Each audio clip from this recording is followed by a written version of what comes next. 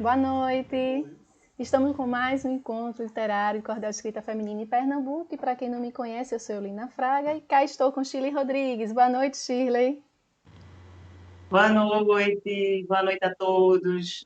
Boa noite, Eulina. Hoje estamos com a cordelista Érica Montenegro. Érica, Seja bem-vinda, Érica. Gratidão, meninas, pelo convite. Uma alegria estar aqui com vocês. Érica que é pedagoga, psicopedagoga, mestra em ciências da linguagem, é cordelista, escritora, contadora de história e também faz mediação com leitura.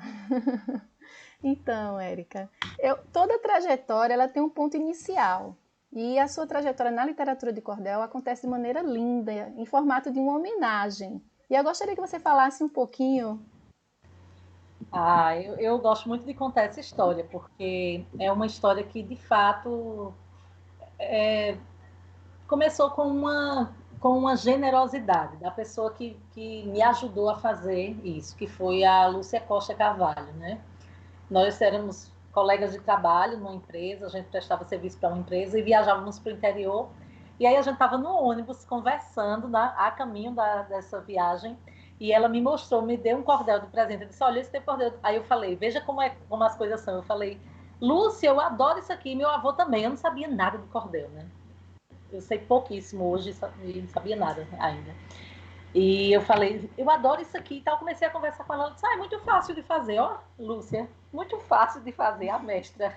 Você vai contando, métrica, rima, tal. E eu prestando atenção aquilo ali. Não tinha nem como anotar nada. Falei, olha, vai ter o aniversário do meu avô, eu vou dar de presente um cordel para ele. Aí eu fiz o primeiro cordel, né? Eu sempre acho uma comédia quando eu conto essa história que as pessoas acham que eu realmente fiz um cordel, né? Gente, eu fiz um compilado de verso que tinha estrofe que não tinha rima, tinha estrofe com sete versos, tinha estrofe com 4 versos. Olha, era tudo menos um folheto de cordel, né? Mas eu mostrei para outras pessoas depois falaram, olha, tem que arrumar umas coisinhas, vamos arrumar. Aí eu comecei nesse processo. Primeiro eu percebi que eu precisava estudar, né? Aí eu fui estudar literatura de cordel, entendi tudo que estava errado ali, e aí fui refazer. Né? E quando eu refiz, eu entendi, assim, eu não refiz aquele mesmo folheto, eu fui escrever para pedagogia, para usar nas minhas atividades, nas minhas aulas na escola, né? E quando eu fiz o primeiro folheto, que eu digo comercial, que foi o Baile da Girafa, na verdade, aliás, o Chove Chuva Chuvarada, eu falei, pronto, agora eu posso escrever, né? E foi muito bom porque eu pude contar com a ajuda de pessoas muito generosas. Por isso que eu sempre falo que tem a ver com generosidade também, né? Então, Honório era uma pessoa que lia os meus folhetos e conversava. José Evangelista, que é um grande cordelista que a gente tem aqui. Meca Moreno, que até hoje é o meu revisor do coração, assim, é uma pessoa com quem eu compartilho tudo que eu produzo e tenho certeza que se ele olhar e disser que está tudo certo, não vai estar errado. Isso, eu fui escrevendo. Esse aqui também, ó, que eu escrevi depois, que é o Baile da Girafa, foi o segundo. E eu fui estudando, né? Se a gente for procurar, de fato, ainda vai ter muita coisa para ser revista nesses primeiros folhetos, né? Mas a essência da literatura, a forma fixa, eu sempre procurei respeitar. E foi um desafio começar, né? Mas foi também uma alegria muito grande. Eu escrevi esse cordel para o meu avô, fiz a leitura no dia do aniversário dele, a família estava lá toda reunida, inclusive eu sempre comento que eu matei meu tio, o irmão dele, né? No cordel meu tio está morto e ele estava lá vivinho, ouvindo a história, então foi muito engraçado e foi isso. Então a literatura de cordel ela acabou sendo um impulsionador também da minha fala, né? Eu já escrevi muitos folhetos e já escrevi pequenos cordéis, pequenos poemas de cordel, para dizer coisas que eu não conseguia dizer de outra forma. Né? Então, esse foi o meu movimento inicial. E aí você tem quantos cordéis publicados, assim? Olha, comerciais, porque eu sempre é uma coisa que eu preciso parar para fazer um dia, é contar, porque eu acredito que eu já tenha passado dos 40. Mas comerciais, essa caixinha, né, que eu fiz uma caixinha para poder fazer a comercialização. Então, nessa caixinha, que vai nessa caixinha, eu tenho 18. que são os cordéis que eu posso comercializar, normalmente escrita para criança ou de temáticas que estão relacionadas ao universo da infância, mas que podem ter outras compreensões, né, para crianças um pouco maiores, jovens, enfim. Eu escrevo pouco para adulto, literatura de cordel, meu foco realmente é mais criança. Mas tem muitos cordéis biográficos, né? Eu acho que eu já fiz uns 20 biográficos. Então, um convite de casamento, aniversário, bodas de ouro, bodas de prata, aniversário de 15 anos, nascimento da minha filha, formatura do meu marido. Né? Eu já fiz tantos, os 70 anos da minha mãe, meus presentes, assim, eu já fiz muitos. Então, publicados eu acho que já passei dos 40, mas eu comercializo 18, que são esses que são cordéis de narrativas, né? Relacionados ao universo literário. Érica, você é professora, né? A gente acompanha o teu trabalho, né? E também contadora de história. Eu sei que esse universo da escola, do cordel na escola, o gênero em si, né? O que você pensa sobre essa lacuna? Será que existe ainda uma lacuna nas escolas, né, na sala de aula, no gênero a ser trabalhado também entre professores, esse currículo que já vem engessado, né? A gente já recebe isso muito engessado. E no teu entendimento, enquanto o gênero de cordel, o que você pensa sobre essa lacuna que existe ainda dessa entrada do cordel na sala de aula e as dificuldades que Veja, existem? é muito interessante essa sua pergunta, porque ela tem a ver com um universo pouco explorado, né? Em 2010, eu terminei o mestrado na Universidade Católica de Pernambuco e o meu foco de pesquisa era leitura de cordel na escola. E eu tive muita dificuldade de encontrar uma sala de aula onde a professora fizesse um trabalho regular com cordel. Na verdade, eu tive dificuldade, não, eu não encontrei. Eu não encontrei. E aí eu comecei a ficar preocupada, né? No início, a minha ideia era trabalhar com o professor, era entrevistar o professor, fazer questões como essa que você me fez, né? Por que a gente tinha poucos cordéis trabalhados na escola? E eu não encontrei, então eu tive que mudar de objeto, tive que mudar de sujeito, na verdade, e, consequentemente, de objeto de estudo, né?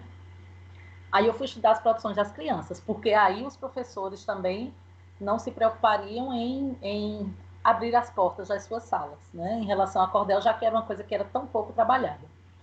Evidentemente, a gente não tinha acesso à informação, às redes sociais que a gente tem hoje, né? Eu estou falando de 12 anos atrás, 13 anos atrás, né? Quando eu comecei a desenhar a minha pesquisa.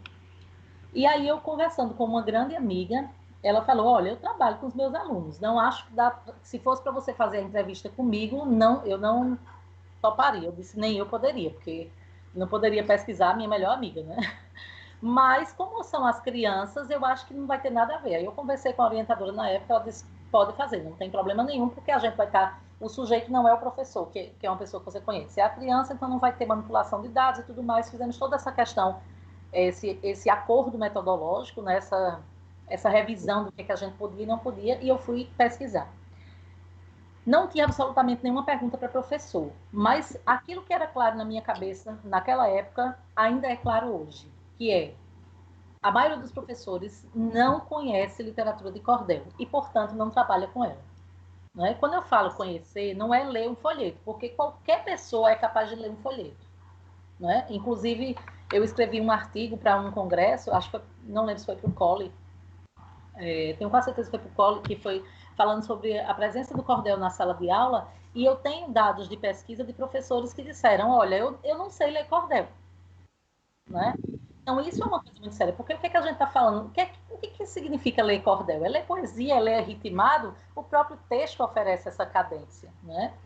Então, nesse processo, eu penso que a gente tem uma lacuna na escola, primeiro, por esse professor que não conhece bem os textos de cordel, e aí eu estou falando da estrutura. Eu gosto muito de usar o termo que o Aderaldo Luciano usa, que é essa forma fixa, que é uma característica da literatura de cordel. Quando eu vou escrever uma carta, eu sigo determinados passos. Quando eu vou escrever um convite, um poema, eu sigo determinados passos. E eu também preciso escrever seguindo esses passos estruturais, né, para a literatura de cordel. Então, eu acho que a principal questão da não entrada do gênero na escola está relacionada a isso.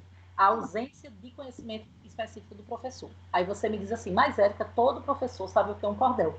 Sabe, mas, por exemplo, quando a gente é chamado para os festivais, quando a gente é chamado para as apresentações, para ser jurado de um concurso de cordel, a gente percebe que existe ainda uma fluidez muito grande desse conhecimento e que é importante que a gente vigie isso, né?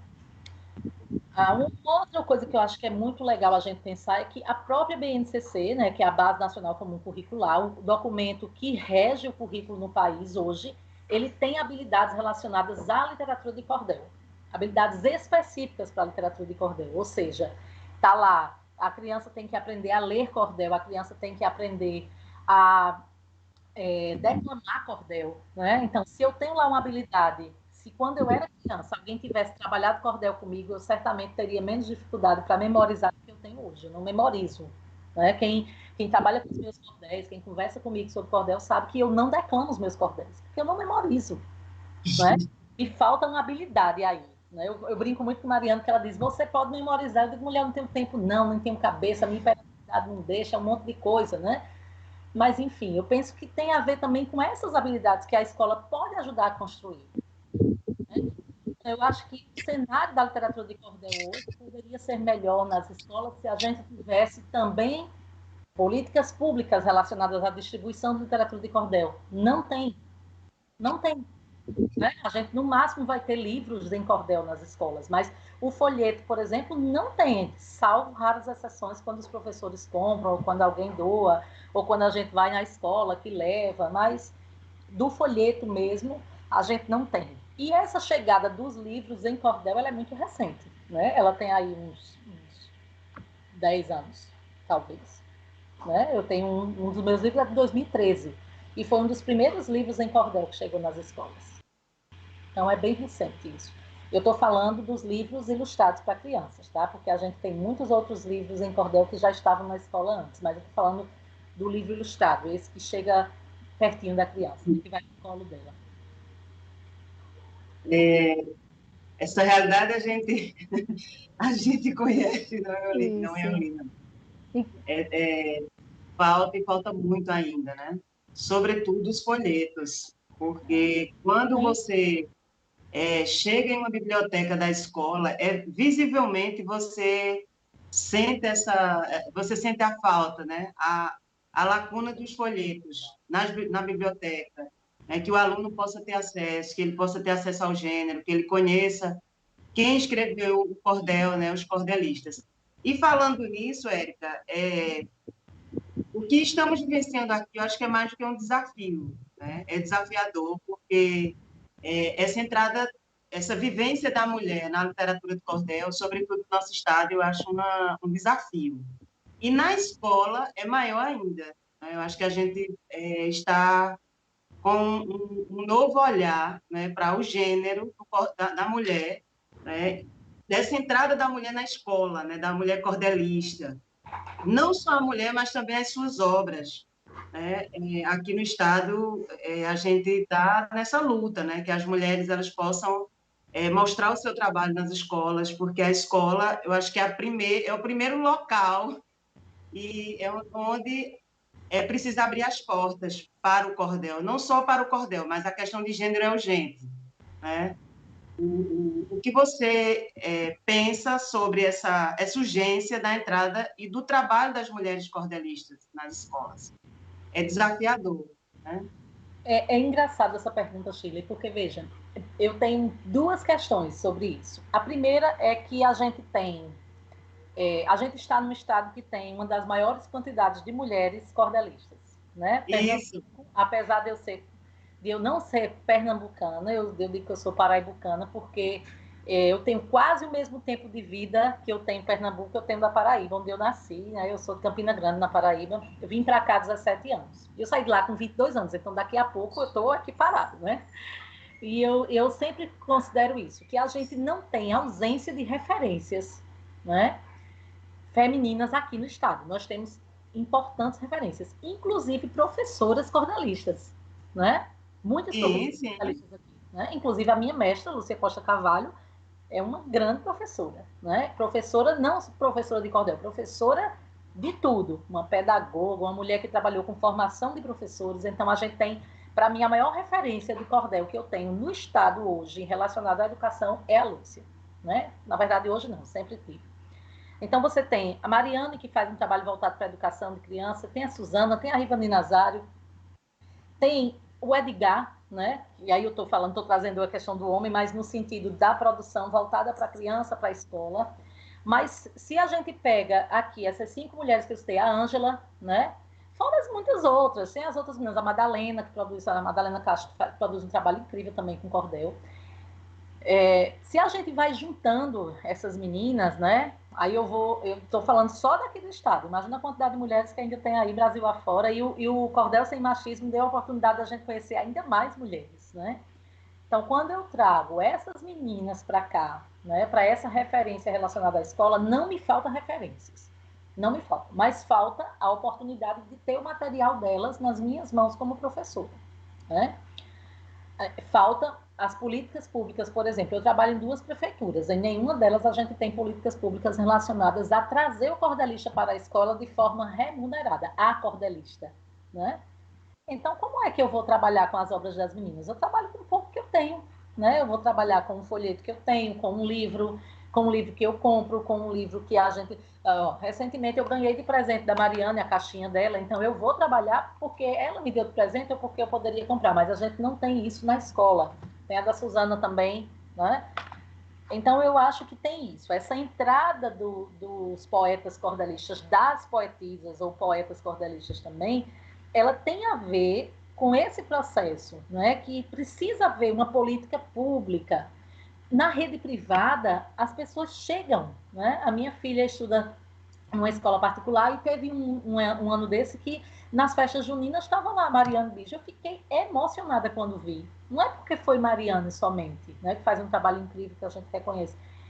É porque, primeiro, é uma mulher, né? Segundo, da terra, porque podiam trazer cordelista do Ceará de onde fosse, né? Mas é uma mulher da terra que faz um trabalho incrível com literatura para a infância, né? Porque a literatura de cordel baseada no brincar, né? Ela tem aquele cordel que eu acho que é o máximo, o cordel mais nojento do mundo, que as crianças adoram, né? Dão muita risada, né? A Suzana, que tem um texto que eu adoro, que é o do A Passagem Secreta. Então, eu poderia dar aqui muitas referências. Eu acho que a principal questão não é porque as crianças não gostam de cordel, não é porque não tem espaço no currículo para trabalhar cordel, não é porque não existem mulheres cordelistas. É simplesmente porque a gente precisa ter a combinação desses fatores mais as políticas públicas que estimulem.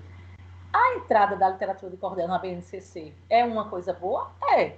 Não deixa de ser. É um importante aporte, né, teórico, metodológico, é um importante aporte. Quando eu pego a BNCC, que eu leio, que os meus alunos têm que ler e declamar cordel, eu vou ter que criar um caminho metodológico ali para que a literatura de cordel seja trabalhada como gênero, considerando todo esse universo, né? Mas precisa ainda ter dos professores também esse engajamento, né? Precisa ter das redes gestoras esse engajamento também, e precisa ter o reconhecimento da potência da literatura de cordel.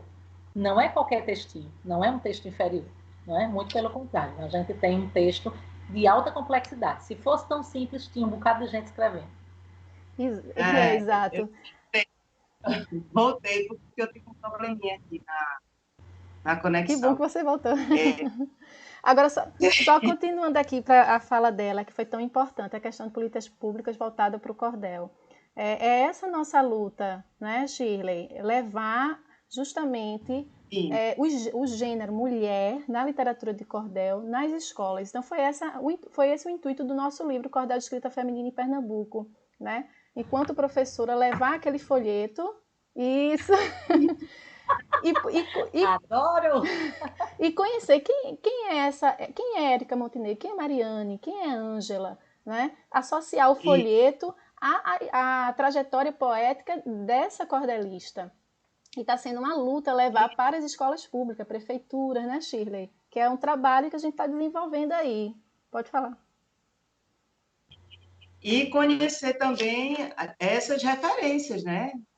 Como você falou, que Eu acho que Pernambuco é um estado sim, é um número gigantesco. Eu digo gigantesco porque mulheres, né? Tantas mulheres escrevendo na efervescência mesmo, e também respeitando esse processo histórico, né? Do cordel, do universo cordelístico mesmo, e muitas na produção intensa, né? Onde elas escrevem diariamente os seus cordéis, vendem, produz, e além dos cordéis, ainda a contação de histórias, o empreendedorismo, Os outros né? produtos, é muita coisa. A gente vê, eu estava olhando essa semana, estava vendo uns stories da Anne Caroline, que está aqui, que nasceu aqui em Pernambuco, mas é radicada lá em Campina Grande, na minha terra, né? A gente trocou. E eu estava vendo os stories dela, né? Do quanto ela tem trabalhado com isso, né? Ela fez um poema lindo agora sobre a questão das vacinas, declamou. Então, são produtos diversos. Quando a gente olha, e aí eu estou falando produto não como materialização, comercialização, não é isso somente, mas produto no sentido da produção, da energia que as mulheres jornalistas têm empenhado nesse trabalho, né? E aí você tem, por exemplo, as outras coisas que vêm junto da literatura de cordel enquanto texto, como é o caso da Nireuda Longobardi, que é uma incrível xilogravurista, né? As meninas lá de Petrolina, né? A Raquel e a Graciele, que fazem um trabalho de divulgação da literatura de cordel, que estão criando a Casa das Mulheres Cordelistas. Gente, elas estão levantando tijolos. Inclusive, a gente vai ter vídeo essa semana, divulgar, porque está tendo arrecadação para ajudar nesse processo de construção dessa Casa das Mulheres Cordelistas. Né? Isso é muita potência, isso é muito bonito, né? É muita força que a gente tem quando se junta. E isso eu acho que é uma coisa que aqui em Pernambuco a gente é muito articulado. Pode acontecer em outros, posso dizer, nos bastidores a gente nem sabe. Eu acho que não acontece, né? Boicotes não acontecem. Nós, mulheres cordelistas, quando uma não pode, a outra vai. Eu não vejo isso, não vejo, né, entre as mulheres. Se acontece, acontece em outros universos. Aqui, eu penso que a gente está muito nessa articulação de entender que vai com uma, vão todas, né? Uma vai, vão todas. Mexeu com uma, mexeu com todas, deu para uma, deu para todas. Isso é uma coisa que eu tenho muito orgulho, né? Tanto faz eu indicar a Suzana, como a Mariana, como a Rivani, como a Julie lá no Ceará, né? A Julie, Paola Torres, né? A Anne Caroline. Então, tantas mulheres que têm uma potência de produção, né? Por que a gente não vai constituir essa rede colaborativa? Então, eu acho que essa rede que a gente tem, ela nos ajuda a pensar algumas coisas, né? E pensar nesses processos, e aí relacionado ao trabalho da infância, mais ainda, né? Porque quando eu não posso fazer um trabalho para a infância, eu sei exatamente quem eu vou indicar.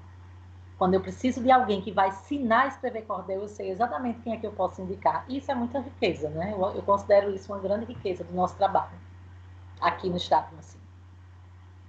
Sim, temos mulheres incríveis, cordel, né? Cordel. Érica, durante esse percurso, todo o teu percurso vivenciado na literatura de cordel, existiu alguma mulher que te inspirou na escrita de teus cordéis por algum momento, ou nas tuas pesquisas? Você tem alguma mulher como referência? Veja, como eu comecei a minha fala, né? Eu tenho a referência da Lúcia, que sempre foi assim. Eu me emociono quando eu penso no trabalho de Lúcia e em como Lúcia foi generosa de dizer, venha, eu vou lhe ensinar a fazer, mas não só, porque Lúcia não só me ensinou a fazer cordel, como indicou a minha primeira editora de livro literário. Eu tenho 5 livros publicados e 3 livros são por uma editora que foi indicada por ela. Ela poderia ter dito, essa menina aqui tem muito o que aprender na vida, mas ela escolheu me dar a mão. Então isso aí, eu nesta vida não tenho mais condição de pagar. Então eu sou muito grata. O trabalho de Lúcia é uma referência para mim. Eu tenho muito respeito pelo trabalho de todas as pessoas daqui do estado, mas não só as mulheres, mas como os meninos também. Eu tenho uma boa relação com os meninos, graças a Deus. O trabalho de Edgar é uma referência para mim, né? Eu vou citar Edgar, mas junto dele tem muitos outros cordelistas, lógico. Mas as mulheres, tem uma pessoa que não é cordelista e que eu nem sei se ela sabe que ela inspira meu trabalho, que é a Ana Célia Ferraz. Não é por história, não é somente pelo trabalho que ela faz de publicação, mas é pela potência do discurso dela, é pela forma como ela briga pelas causas, né? Seja a causa feminina, seja a causa do cordel, seja a questão da xilogravura, seja relacionada às políticas públicas, então tem muito isso. Suzana é uma pessoa que apesar de Suzana dizer, um dia desse eu estava assistindo uma live dela, ela dizendo que foi por causa do meu trabalho que ela soube que podia escrever cordel para criança. Eu falei, gente, eu nem sabia disso, né? A gente conversando numa das lives que eu fiz agora durante a pandemia, ela trouxe isso novamente e eu me senti profundamente honrada, mas ela também me inspira, né? A forma como transformou a poesia, ela, Mariana, a própria Rivani também, Ângela também, de como trouxeram essa poesia voltada para a infância junto de outras artes. Então eu fico assim, babando, né? Porque eu não tenho essa coisa da presença, da performance, de corpo de palco, e eu fico olhando as meninas e fico aqui, ó, fã, babando, e também entendendo que aquele é um trabalho que pode ser ampliado, que pode ser compartilhado. E eu sou muito grata por ter essas referências. A Anne Caroline também, que faz um trabalho muito legal, né, lá na Paraíba. A gente tem muitas referências. Eu estou colocando aqui as mulheres, pode parecer repetitivo os nomes, mas é porque são de fato aquelas que a gente vê, né, um trabalho sistemático com aquilo que é objeto de desejo para mim, que é a literatura de cordel para crianças. Eu gosto dos outros gêneros, gosto, mas eu confesso que é a literatura de cordel para criança que me instiga, sabe? Que me acorda.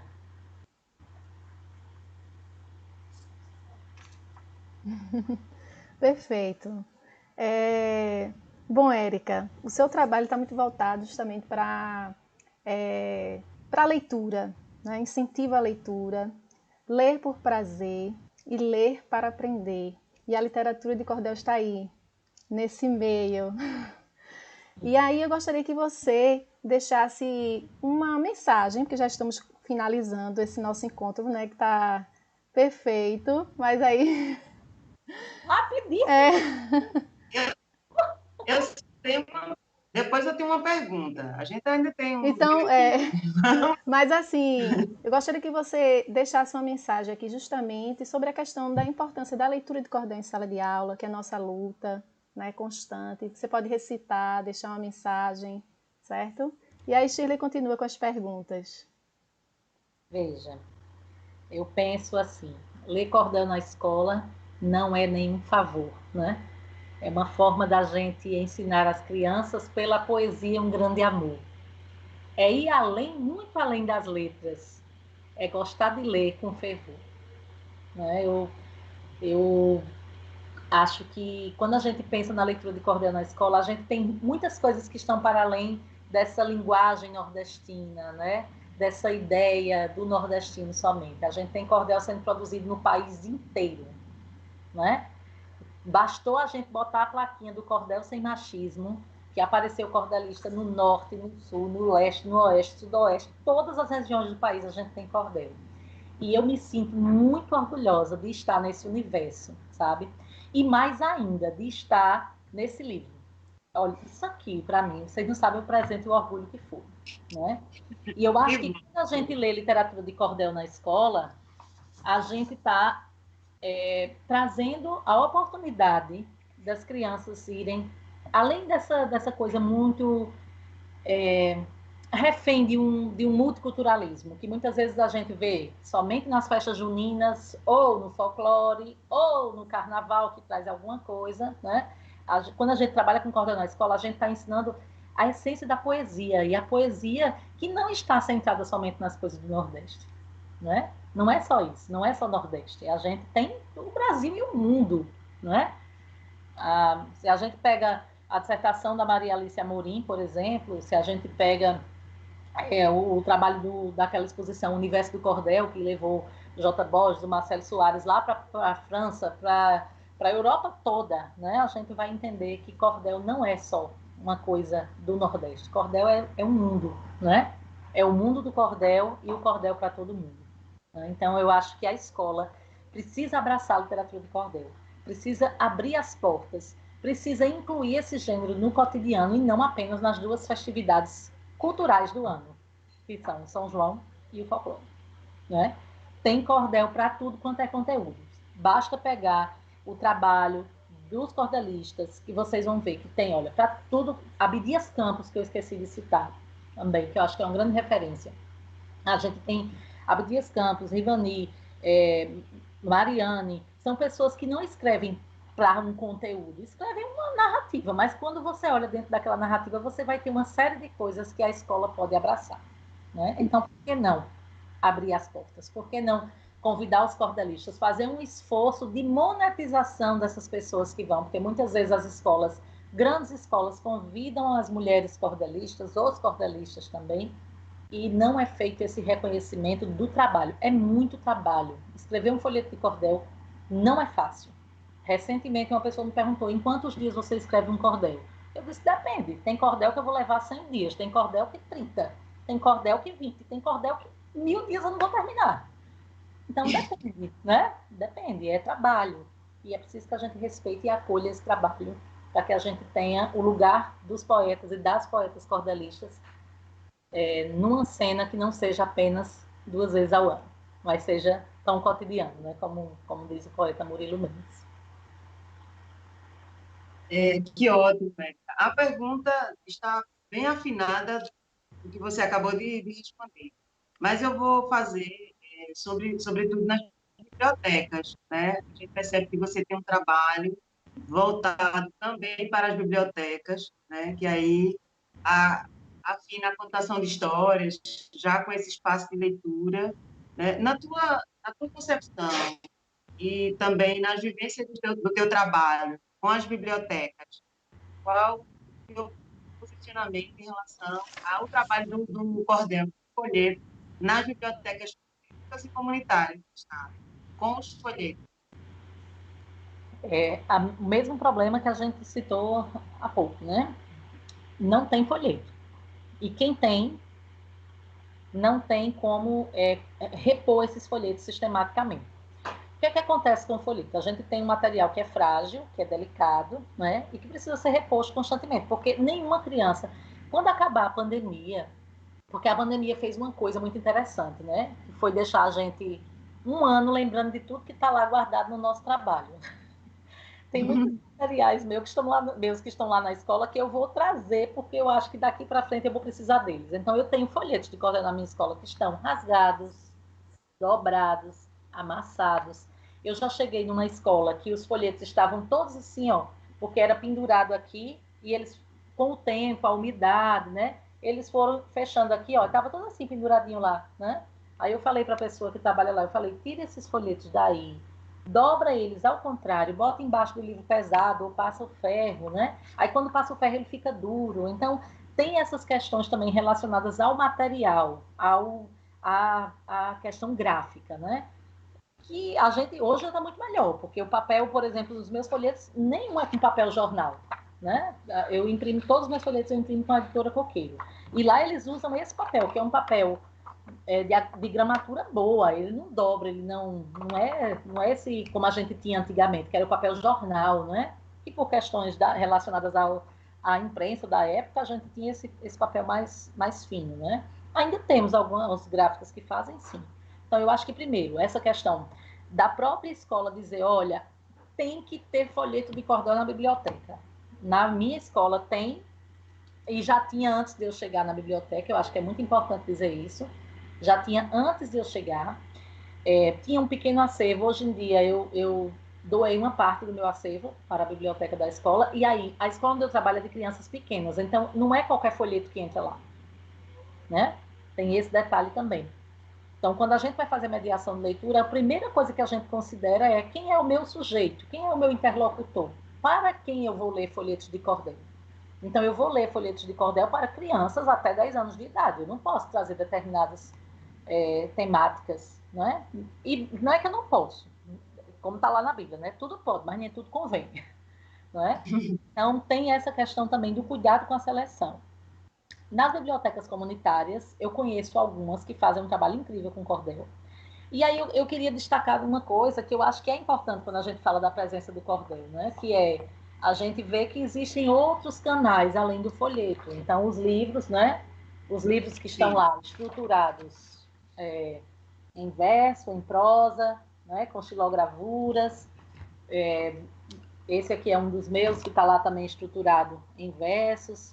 A gente tem os próprios folhetos, a gente tem livros, que a gente chama livros informativos, que são livros de poesia, mas que também trazem, né, como é o caso do trabalho do César Obeide, que ele coloca aqui, ó, não sei se dá para ver, sextilha, setilha, décima, ele vai dizendo o que é que aquele cordel é, né? A gente tem livros, né? Esse aqui é o da Jaride, que eu acabei não citando a Jaride Arraes, olha que pecado, que é uma das poucas mulheres cordelistas que esteve na Flip, Paraty. Uma das poucas mulheres cordelistas, salvo engano, a única, né? Então temos muitas coisas aí. O trabalho dela é incrível. Pois é, uma das poucas mulheres, né? Que a gente tem nesse processo. Então, quando eu penso que a entrada da literatura de cordel nas escolas, nas bibliotecas, tem várias portas para serem abertas aí. Então, é a porta do acesso, é a porta do gosto de quem está lá mediando a leitura, porque se a pessoa não gosta de cordel, ela não vai fazer nem questão de cordel estar lá, né? Eu vivo isso com outros gêneros. Por exemplo, eu não gosto de história em quadrinhos. Eu, como leitora, não gosto de história em quadrinhos. Mas na biblioteca onde eu trabalho, eu tenho uma prateleira inteira de histórias em quadrinhos. E eu tenho uma cesta de gibis, eu tenho... Por quê? Não é porque eu não gosto que eu não vou oferecer às minhas crianças lá. Então, a gente tem que ter esses cuidados, né? E na biblioteca, a presença do cordel não pode se limitar a ter somente um varalzinho com os folhetos pendurados. Não pode, né? Tem que ter a literatura de cordel lida cotidianamente, tem que ter esse varalzinho lá pendurado, tem que ter contato com cordelistas, então convidar cordelistas para irem nas bibliotecas, nas escolas. Agora, a pandemia trouxe um monte de tragédia para a gente, né? Hoje eu perdi uma pessoa muito querida da minha família e é muito triste a gente pensar em tudo isso, mas a pandemia nos trouxe uma coisa para a educação que eu acho que foi um ponto, um grão de areia no meio de tudo isso que a gente está vivendo, essa tragédia todinha, que foi a possibilidade remota de trabalho com a educação. Então, durante a pandemia, eu fui para uma escola no Paraná, ler cordel. Olha que alegria que foi, né? Uma gota no oceano, né?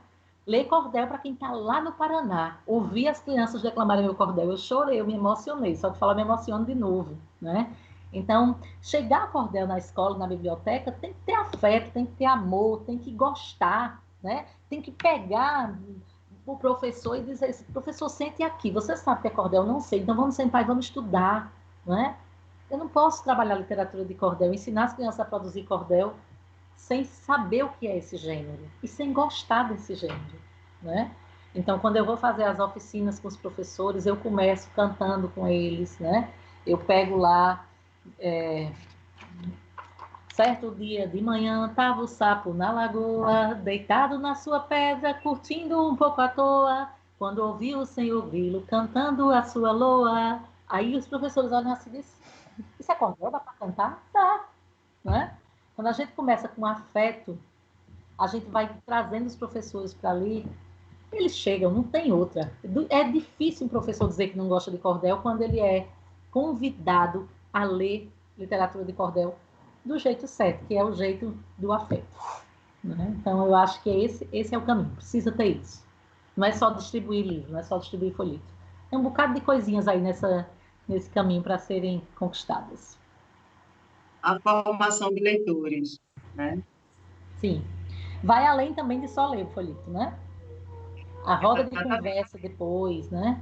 Conversar sobre o folheto, conversar sobre o que é lido. E tem outra coisa também que eu acho que é legal. Às vezes a gente tem materiais, eu tinha até separado aqui, ó, que a gente tem um livro que foi produzido pela Rosinha, para a editora Projeto, que é a releitura do trabalho do Leandro Gomes de Barros, escrito em prosa, com ilustrações em xilogravura, mas que aqui no final tem um folheto de cordel. Então, na minha escola eu tenho uma questão, que é, as crianças são muito pequenas, às vezes elas não querem ler o folheto, porque elas dizem, tia, não tem nenhum desenho. Elas são pequenininhas, né? As do primeiro ano não conseguem ler, porque o texto não está escrito em letra bastão. Aí, às vezes, eu começo cantando, depois eu conto a história sem estar rimada, eu conto, e depois eu digo, agora, ó, nesse folheto aqui tem, leve para ler em casa. Então, são caminhos, né, que a gente vai encontrando no processo de mediação de leitura para apresentar o gênero do melhor jeito para quem precisa ler. Porque a formação do leitor não é somente eu mostrar o livro ou botar o livro numa vitrine, ela vai além, ela vai dessa relação que eu estabeleço entre eu, mediadora, o sujeito leitor e o objeto de leitura, que nesse caso pode ser o folheto, ou o livro, ou um vídeo na internet, ou um podcast sobre cordel, seja qual for a base material, né?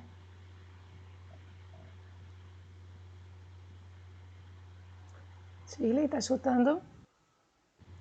Pronto. Ótima sua foto. Tá a internet dela. Sim. Todo o seu trabalho é movido justamente pela paixão. Por isso que no nosso livro colocamos justamente esse título, né? Érica Montenegro, Educação pela Letra e pela Poesia. Porque você... que doida.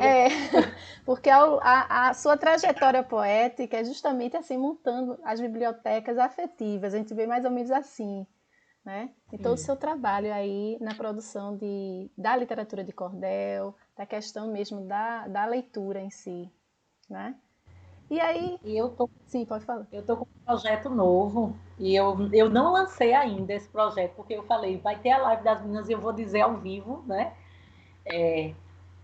Eu tenho alguns projetos no meu Instagram e sexta-feira, agora, começa um projeto novo, que é Cordel da Sexta. E eu esperei passar a live de vocês exatamente para anunciar aqui. Então, sexta-feira, porque assim, eu acho que é legal, né? Quem está aqui assistindo é quem é público de interesse disso. E aí, toda sexta-feira vai ter o Cordel da Sexta. Então, toda sexta eu vou mostrar um folheto de cordel. Não vou mostrar só os meus, lógico, vou trazer cordéis voltados para a infância, salvo raras exceções, né? E vou trazer e vou mostrar, vou ler, vou declamar um pedacinho, vou mostrar outros folhetos que se relacionam. Então, toda sexta-feira a gente vai ter uma resenha relacionada à literatura de cordel ou um vídeo, alguma coisa, né? E aí, inicialmente, eu vou fazer algumas sextas-feiras seguidas, depois eu vou definir como é que eu vou conseguir organizar isso dentro da rotina aí. Exatamente para que as pessoas conheçam mais esse trabalho de cordel, porque eu confesso que eu mesma deixo, às vezes, ele mais ali guardadinho, né? E fica um trabalho mais focal, e eu acho que precisa desse movimento maior com o cordel, não só com o universo literário de modo geral, mas esse foco no cordel é uma coisa que é projeto para 2021, então vai começar. Que coisa boa! Parabéns. Já separei aqui, já está tudo pronto. Inclusive, vai estar na descrição desse vídeo o seu Instagram, o Facebook, seu contato, que as pessoas vão prestigiar e vão assistir, vão se deliciar aí com a literatura de cordel.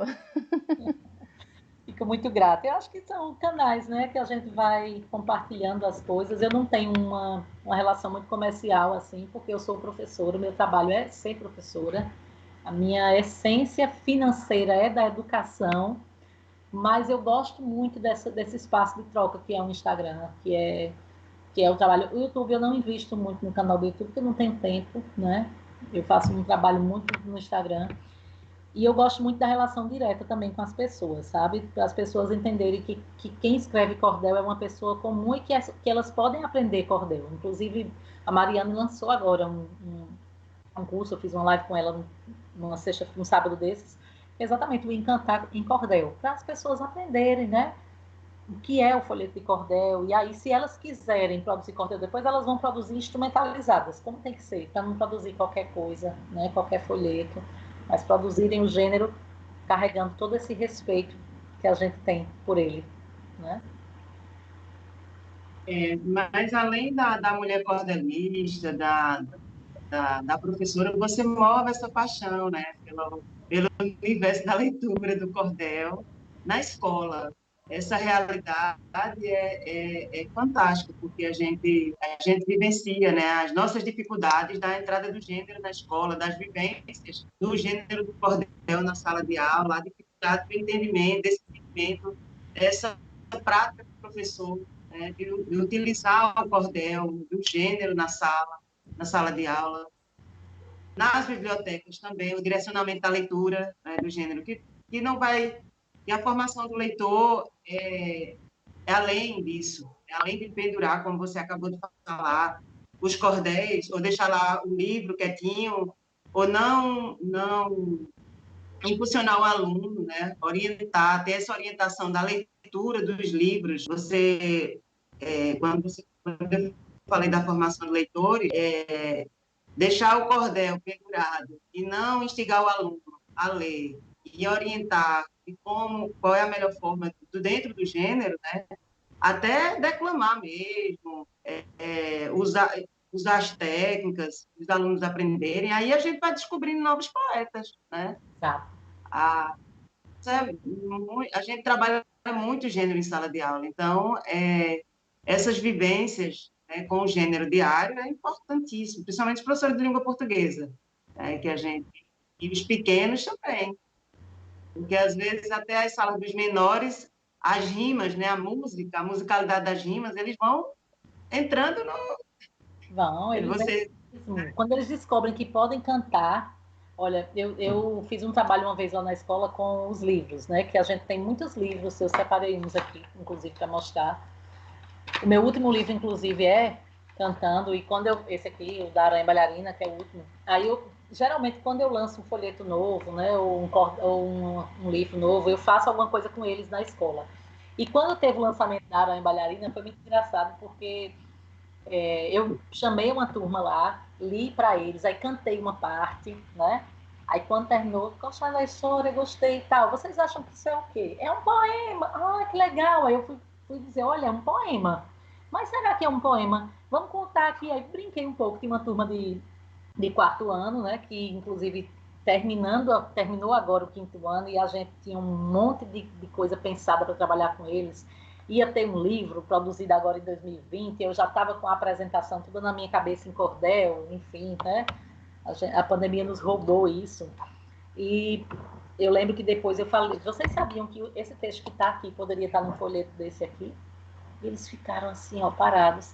Aí eu mostrei, eu não lembro agora qual foi o folheto, mas é um folheto que eu tenho em um livro, eu não lembro agora qual foi, mas eu mostrei o folheto e o livro com a mesma história, né? E eles ficaram doidos, porque eles descobriram que eles podiam ter o livro, podiam ler várias vezes, levar emprestado, né, aquele livro, e também tinha o folheto, quer dizer, tinha duas obras para escolher o que é que iam ler, né? Então, na escola, minha gente, são muitas coisas que a gente faz, né? Infelizmente, eu tenho pouca perna para a quantidade de trabalho que precisa ser feita, né? A messe é grande, os trabalhadores para o cordel são poucos. A gente não dá conta, é muita escola, né? Eu não posso estar nas escolas direto. Então, por isso que essa possibilidade remota agora vai ser super legal poder trabalhar, escutar as crianças, responder perguntas. Uma criança me perguntou agora, uma criança de Petrolina, eu acho, se não me engano. Quando você não consegue uma rima, o que é que você faz? Você tira aquele pedaço do cordel ou você deixa lá guardado até a rima chegar? Mais ou menos isso, a criança perguntou. Eu falei, não, é muito mais simples, a gente bota na internet rima para tal palavra. Aí ele, na internet, tem dicionário de rima na internet, né? Então a gente vai compartilhando também esses bizus da escrita contemporânea, né? Na era da informática. O poeta de bancada tem esse nome exatamente por isso, que eu posso sentar na bancada e botar a banca, inclusive no computador agora. E é isso. É cordel de bancada mais contemporâneo, não é não, Érica? Com certeza. Usar aqueles recursos que estão à nossa disposição, por que não? Né? Claro. Nossa, o papo aqui tá ótimo. Até se estendeu, não foi, Shirley? Pois, entendeu? As vivências de Érica, enquanto, A gente ficava enquanto uns 3 professor. dias aqui conversando, minha gente, eu quero dizer a vocês. Agora, Eu sabia que o papo... exato. Se deixar, vai até lá para as 10 horas. No mínimo. Agora vamos fechar, né? Gostaria que você recitasse. Então, eu tenho um cordel que eu escrevi recentemente com uma amiga, que a gente nem lançou ainda, a gente está pensando aí como é que vai lançar, mas eu disse, lá, minha filha, já andei lendo pelo mundo. Você, enquanto a gente não acha tempo, o cordel já está no mundo. Que eu acho que é um pouco da minha história como leitora, como mãe, como escritora, como professora de biblioteca, que é a acolhida, né?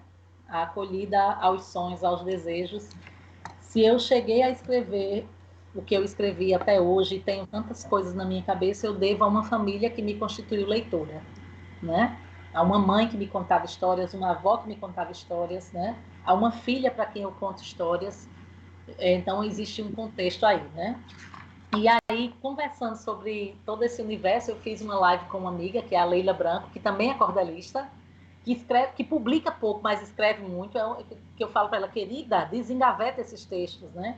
A gente decidiu escrever um folheto juntas e eu separei um trechinho aqui para encerrar a minha fala. Como eu disse a vocês, eu não sou muito de declamar, eu não tenho essa coisa de sentar e estudar um texto para declamar. Acho que a minha cabeça hiperativa, eu tenho que ler umas 1000 vezes para entender esse processo, né, da declamação. Mas eu gosto muito de ler os folhetos e gosto muito de ler os poemas que eu escrevo para as pessoas.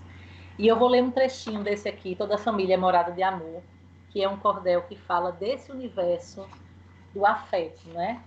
E a gente escreveu assim: família é a base de tudo, escutamos por demais. Ouvimos isso às vezes em casa de nossos pais, que dividem as lições que levam em seus corações vindas de seus ancestrais.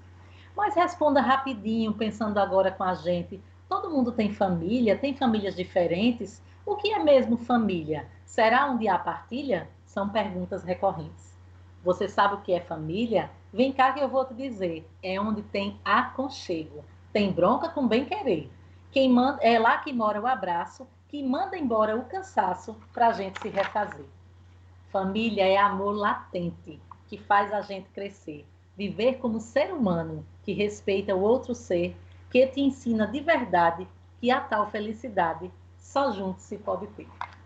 Então, eu espero que a gente encontre, né, famílias que nos abraçam, né, abraçam os nossos sonhos, os nossos desejos, que a gente seja colo para uma criança que quer ler, que a gente seja também afeto para os professores que precisam que alguém leia para eles, que às vezes o professor, né, quer que alguém leia para ele, não tem quem leia para eles, então é muito importante que a gente tenha essas políticas relacionadas a essa formação do leitor adulto também, né?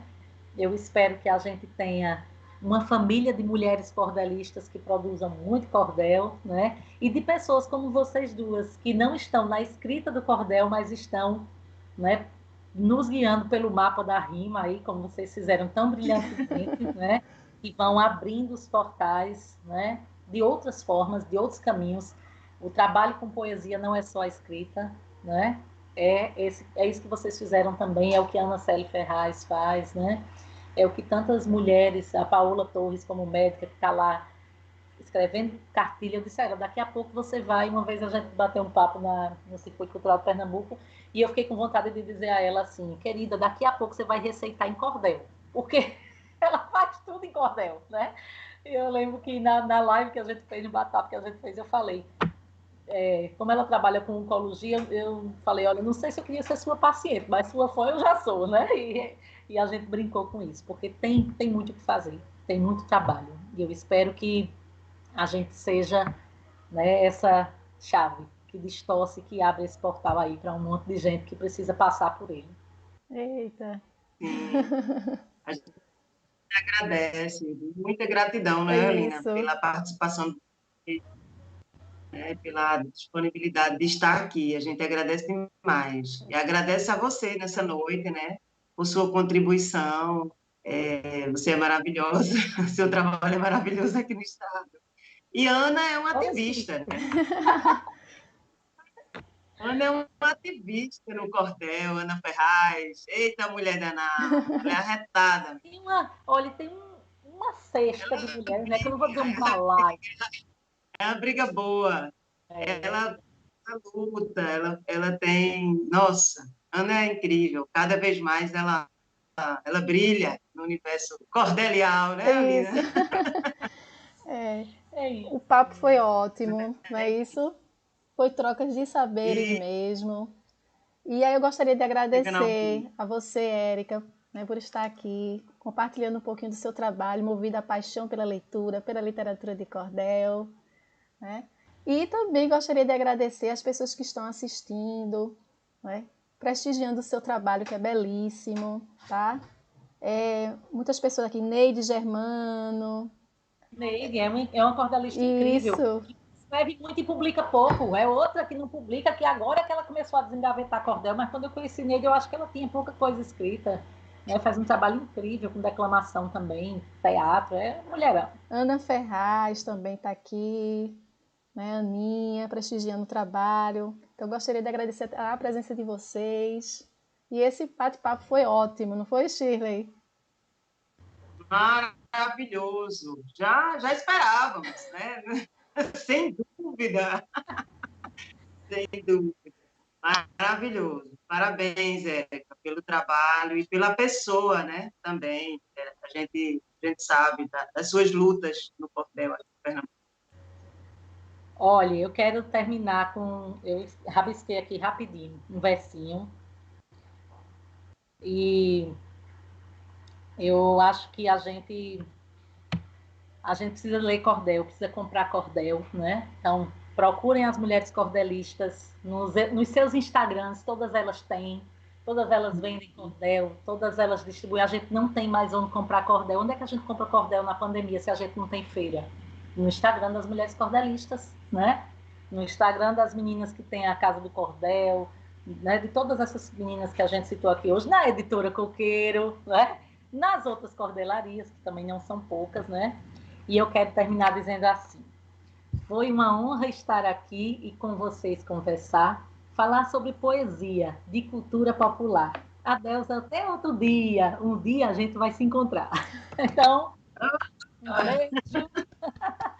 Gratidão pelo convite. Foi massa, adorei. Beijo, tchau. E até o próximo Tchau. encontro aí. Tchau.